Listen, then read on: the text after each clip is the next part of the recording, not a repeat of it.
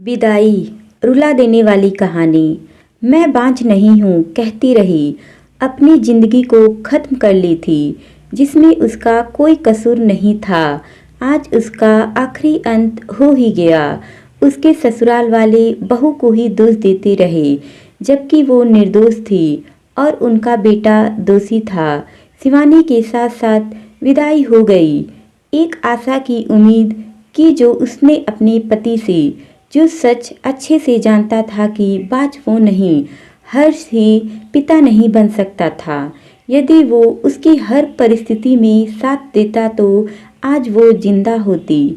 वो अपनी माँ के सामने भी सत्य स्वीकार कर शिवानी को दोष देने से बचा सकता था, लेकिन वो हर बार चुप रहा। शिवानी के साथ होते अत्याचार को देखता रहा लेकिन विरोध करने का साहस नहीं किया। आज वो शिवानी को देख फूट फूट कर रो रहा था और कहता रहा कि क्यों वो कमज़ोर पड़ गया और उसने बेकसूर शिवानी को अपने परिवार और समाज के तानों से क्यों नहीं बचाया। यदि वो साहस से काम लेकर कठोर कदम उठाता तो आज उसकी शिवानी जिंदा होती। वही उसका कातिल है। जब शिवानी उसके सामने घुटती रही, रोती रही, तो उसे बस ये कहकर चुप करवा देता कि माँ ही तो है, कुछ कह भी दिया तो क्या वो बड़ी हैं।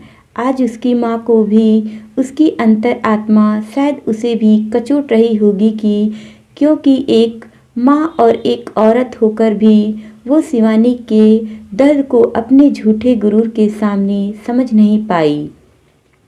क्यों उस बेकसूर को दिन रात ताने देती रही। खूनी तो मैं हूँ, मैंने अपनी बहू को मार डाला। अगर चाहती तो प्यार से इस समस्या का समाधान कर सकती थी, लेकिन अब पछताने से क्या होगा।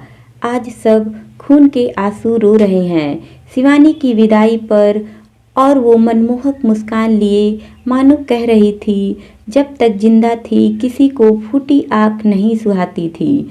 आज वही लोग उसके लिए रो रहे हैं, लेकिन शिवानी चार कंधों पर सवार हो मुस्कुरा रही थी।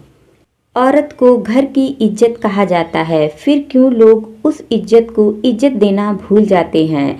नारी का सदा सम्मान कीजिए। महिला प्यार करने वालों को भूल सकती है पर इज्जत करने वालों को कभी नहीं भूलती। दोस्तों, कहानी अच्छी लगी तो लाइक करें, शेयर करें, कमेंट करें और चैनल को सब्सक्राइब करें। Thank you.